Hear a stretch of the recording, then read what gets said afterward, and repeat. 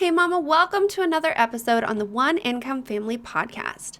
Have you ever sat down and really thought about the way that you look at money? Do you feel like you want to do more for others, but your bank account just won't let it happen? Are you ready to stop stressing over your finances when tragedy hits?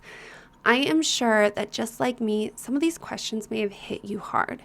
These thoughts have haunted me every single time I see someone in need, but my inner alarms go off telling me that I don't have the income to help them or else I myself will be in danger. I want to, be prepared for the unplanned events that I know that are going to hit me at some point in time, right? I guess another way to say is that I'm just not willing to give up my security blanket. But as I've sat down to write this episode, I've gotten deep into the roots of why I think these thoughts. What is keeping me from being willing to give my money to those who are in much more dire need than I am? Why can I not be like Jesus, who would give his shirt, who would give his sandals to those in need, which would make him in more need, right? Why can't I be like him? I feel torn between doing what's right and staying safe. What I have learned has really opened my eyes to things that I didn't know I was doing. And I pray that this episode opens your eyes to some of the things that you may be doing as well. So my question to you is money running your life? Is it an idol? I too quickly wanted to shrug the thought off and be like, no, it's not my idol. But I know that it is something that I struggle with as I really sat down to think about it. And it's something that I'm working to correct. And I pray that what I have found will help you through your struggle as well. So go grab them headphones and, maybe a little laundry today, just in case I strike a nerve. And let's get to it. Hey friend, welcome to the One Income Family podcast. Do you live primarily on your husband's income and find it hard to save or get out of debt? Are you constantly searching for ways to cut costs, live frugally, and do things on a budget? Do you have big dreams only to be stopped by overspending and loosely following your budget? Hey, I'm Molly, and I too have struggled with living and growing a family on one income. But through trial and error and a lot of help from God, my family and I have learned how to live abundantly on less. This podcast will bring you a Christ-centered, simple, and frugal lifestyle, along with how to budget so you can follow it, and time management tips that will transform your budget and your home. So go restart that laundry, grab your Bible, and let's get budgeting.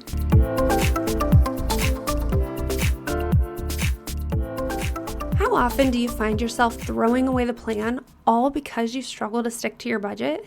You're not alone. I've done that so many times at the beginning of my one income journey, it's not even funny. My desires right there in that moment won out against my better judgment, and all it took was one slip up for me to throw caution to the wind and give up on my budget. This would leave us in a pile of stress and overwhelm, trying to make it through to the next paycheck because, yes, we were living paycheck to paycheck and it felt impossible. But you don't have to go through that like I did. I want to invite you to come learn how a financial strategy session can help you and your family and give you the power to stay the course even when the waters get rough. I don't want you to have to go through the struggles that I did to get where I am today. All you have to do is join me on a free clarity call where you will get your questions answered and learn how you can move from stress and overwhelm to financial peace and stability. Go to calendly.com/Molly Bunnell. That's CALENDLY.com/Molly with a Y, B as in boy, ENELL, and book your free clarity call today. Alrighty, so I want to tell you how this episode even came to be. And it's one that has definitely hit me in the gut a little bit because here I'm thinking I'm Little Miss Perfect, but no, that's not true. And I don't think it ever will be, right? But anyways, how this episode talking about idolizing money, right, came to be is one day I had a friend over and they were talking about the property that we live on, right? And she just out of the blue was like, If somebody offered you like $250,000 for this place, which it's not quite to that price, eventually I'd love to get it there, but it's got a lot of work to get there, right? She's like, if somebody offered you that right now, would you take it? And instinctively, I'm like, no, because in the back of my brain, I'm thinking, what am I going to do with my family? Where am I going to put my stuff? I'm not just going to sell my house and not have a plan to, take care of my family and make sure that everyone's okay, regardless of how much money they're offering me. I mean, they could probably offer me $1 million right now, but because I have no place to go and it would be putting my family out on the street, there is no way I'd be selling my property, right? And later on, I just couldn't get that out of my brain. I just kept feuding over that. I'm like, why would they even think that that was okay? Because to me, it was just like, it's like they stabbed me in the gut, or punched me in the gut, not stabbed me, punched me in the gut and was like saying, here, you have to go live on the street and figure out how you're going to take care of your family. Like my red flags were going off in my head like crazy, and I just couldn't let that go. And it just really brought the thoughts of how they couldn't let go of the money part. And here I'm going, well, they must have money as the first thing that they think of. It must be an idol in their life, and that's not good, and you're not supposed to live that way. And here I'm thinking again that I'm perfect and little Miss Goody Two-Shoes, and I don't idolize money and all this kind of stuff. Well, as I sat down to write this episode, I realized that there are different types of idolizing money, and it's really opened my eyes and humbled me. It has made me realize that I do fail in some of these areas, and I do struggle, and I would like to fix that. And it has opened my eyes so that I can work to be more like Jesus and be willing to help those in need, regardless of how much money is in my account, to be able to go and know what it is that I need to think of first, to be able to not have money at the very front of my mind. Like, that has really been eye-opening to me, and I pray that this episode really does that for you as well. And maybe you think that you don't have money as an idol in your life. Well, like I said, I didn't think I was either. And as I sat down to write this and realized like what it meant to have money as an idol, I do struggle in some areas, and you will learn what those areas are as we go on through this. So I really want you to listen with an open mind and to think about like the way that you do things as well, because you could be like me thinking that you're perfect. Maybe you don't think you're perfect, but you get what I'm saying, that you don't have money as an idol in your life, but there may be parts that it is still clinging on, because that's what the world is.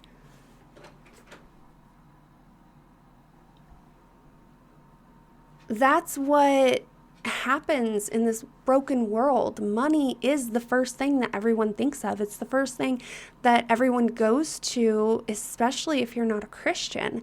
And so we struggle with that just as much as they do, because it is so tempting. It is a desire that most everyone wants.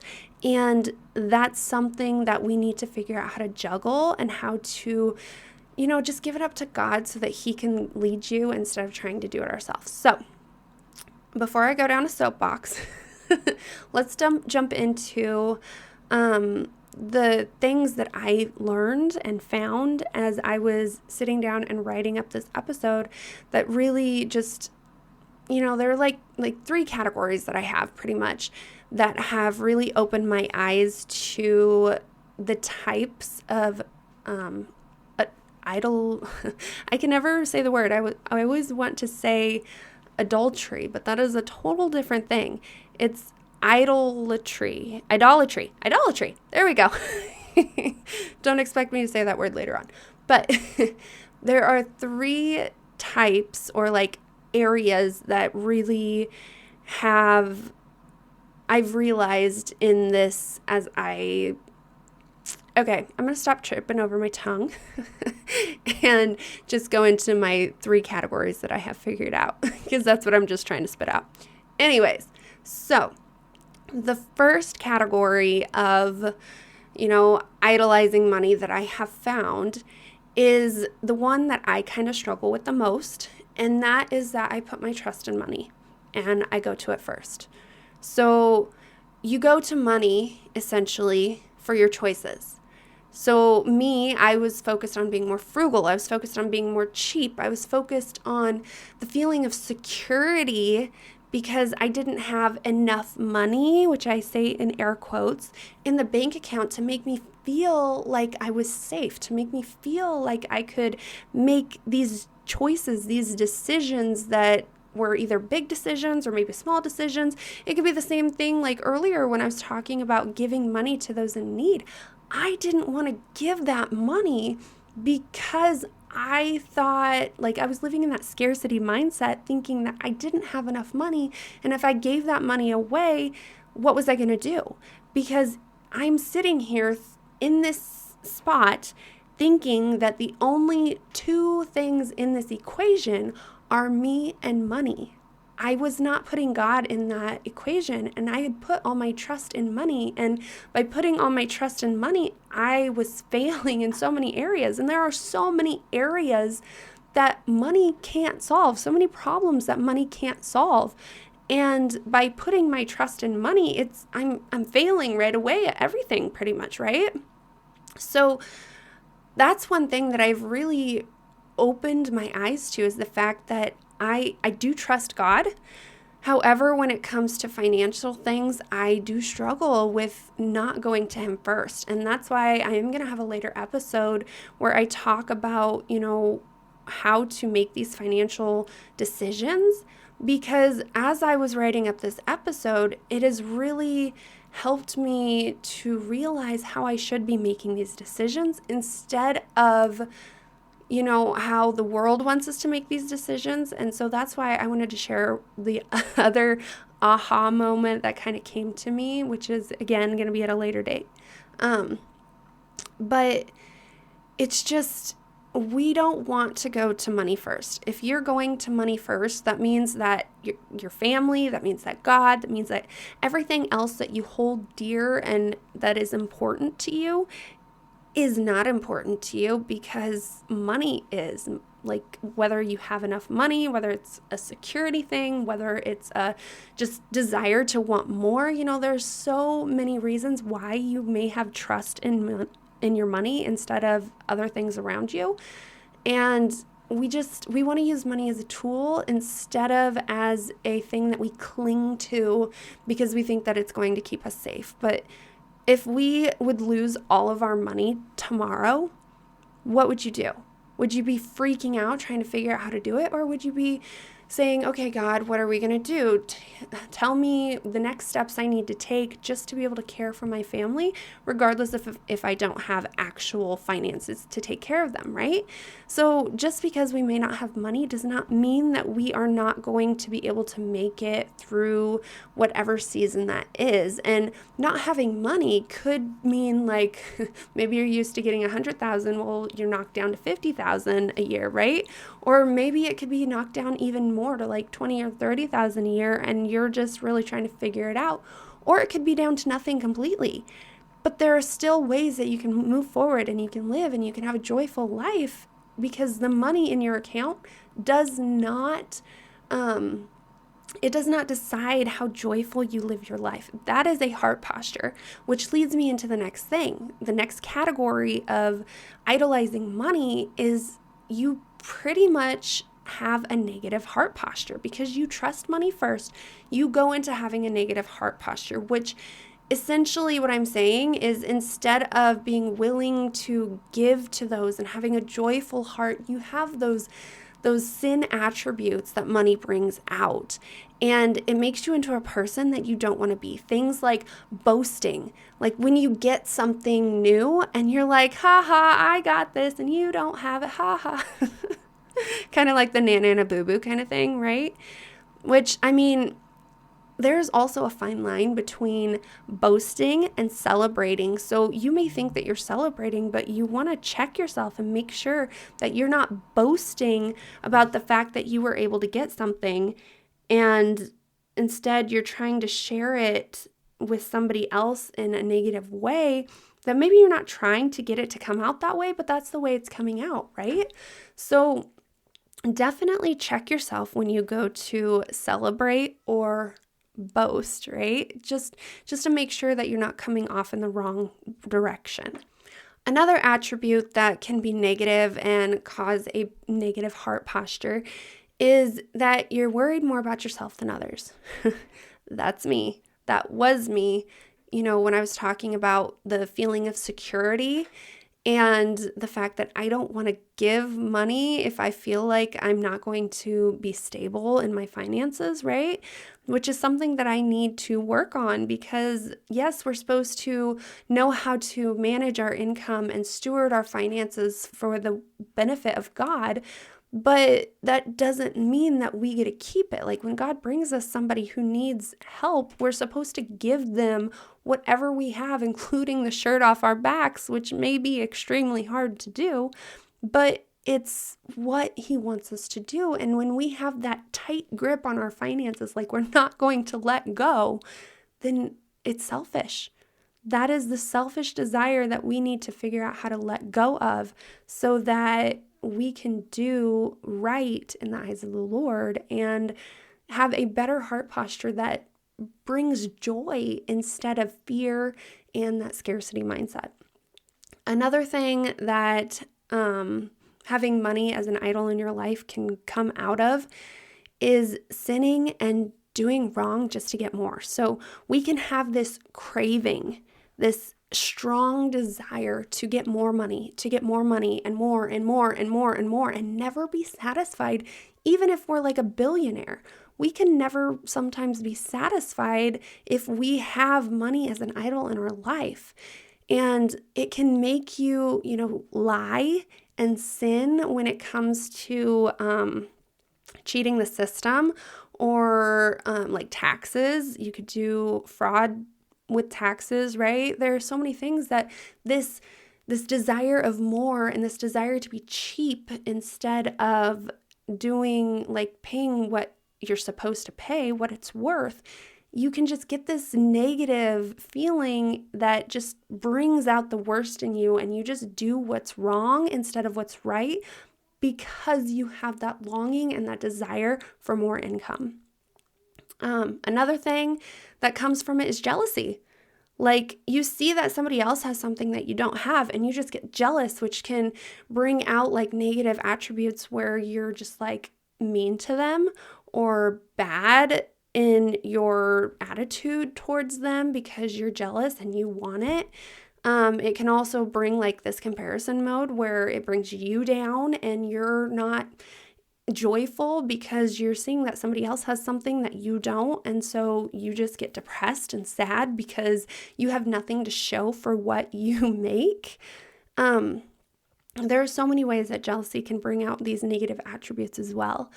And another thing that I've kind of already touched on, but it's so important to me because it has been so eye-opening to me, and that's you're unwilling to give to those in need. I mean, we gotta let go of that death grip on the money and realize that money is not going to help us float or sink in any situation. It's merely a tool to buy us things that we may need or to buy us things that we may want, but it's not going to be something that you can, kind of like Days of Our Lives where somebody spends a whole bunch of money to get rid of a problem, right? That's not something that's a legit serious thing. It may be happening throughout the world, but that is not something that you want to do, and it's still not going to help if you don't have that much money, right? It doesn't mean that I'm saying go out and do that. However, if you aren't bringing in that much income and you're living in this fallen world, you wouldn't be able to do those kind of things because of the lack of income, and that's what would be stressing you out. And it's just a vicious circle of that same thing where we need more money to solve this problem. But that's because we have a death grip on our money and we don't want to give it away, or we don't want to use it, or we do want to use it and we give it all away and then we don't have anything to take care of ourselves, right? It can go either way, however it is, whether you're the spender or the saver. So we got to let go of that money and that death grip that we have on it and that it has on us. So then the third category that I have is that you think in terms of money. So what I mean here is that by having enough money, it makes you feel safe. By having enough money, it makes me feel happy. I can relax because I have enough money. So when you sit down and you have these problems, when you think that, then you either have enough money or you don't have enough money. And that brings out the stress and the overwhelm. You worry more about monetary gain than anything else. So you're wanting more income and more income and more income. And it just gets in that vicious cycle of I need more or else. And then kind of like at the beginning of my episode where I told that story of how this episode came to be, but it just says that everything is for sale for the right price, right? It pretty much says that you're willing to throw caution to the wind and give anything away just because you've got the right dollar amount. And you're not worrying about anything else in relation to the situation.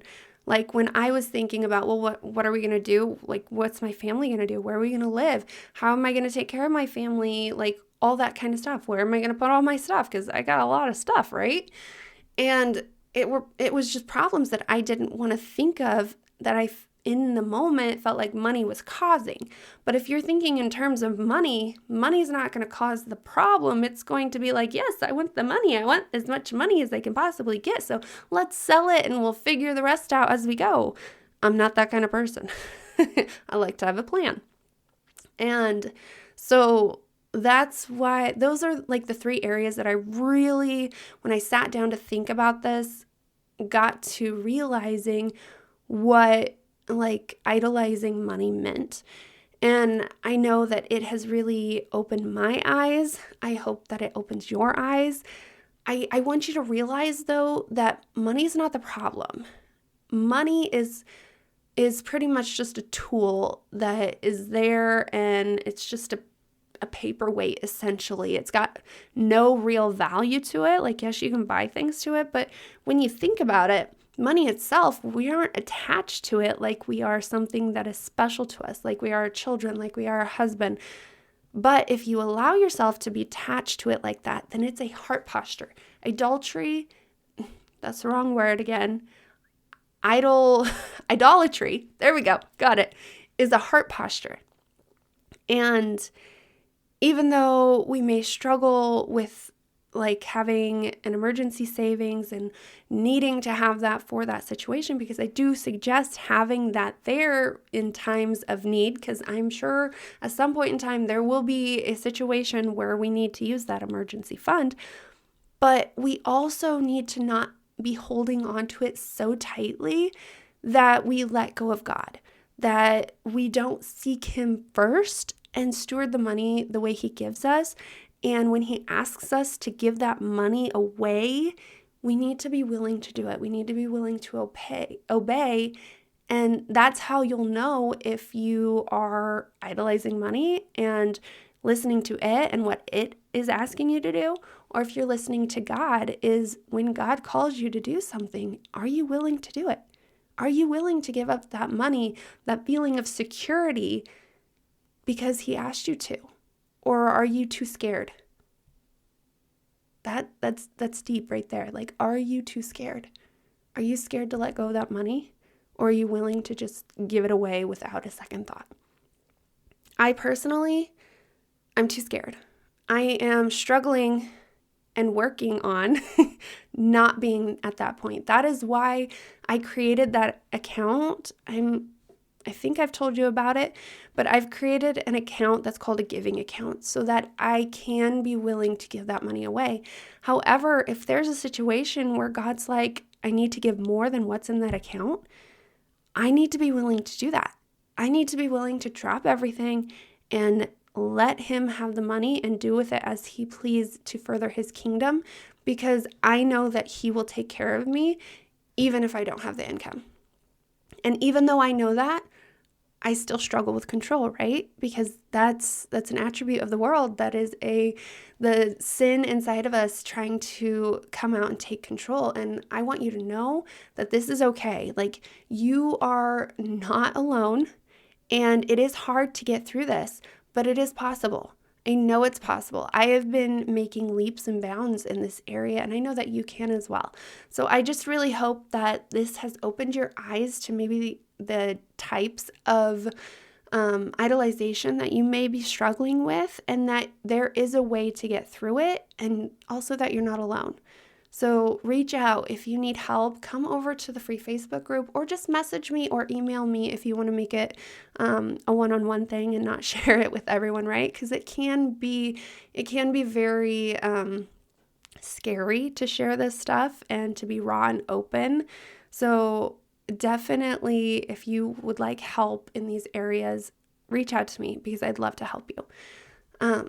So with that being said, I again, before I hop off, I want to invite you to head over to calendly.com/Molly Bunnell and book a free clarity call so that you can get your budgeting questions answered and see how I can help you transform your finances from the messy, overwhelmed state that it's in to one that oozes peace and stability, so that you can focus more on your family and less on your finances, so that you can become more willing to allow God to just use you the way that you want him to, and to further his kingdom with your money and your time, right?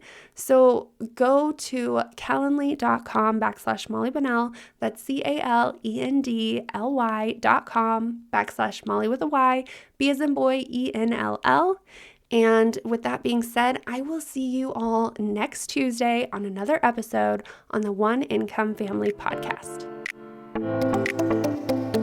Hey friend, I hope you enjoyed today's episode, and I pray that it inspired you into action.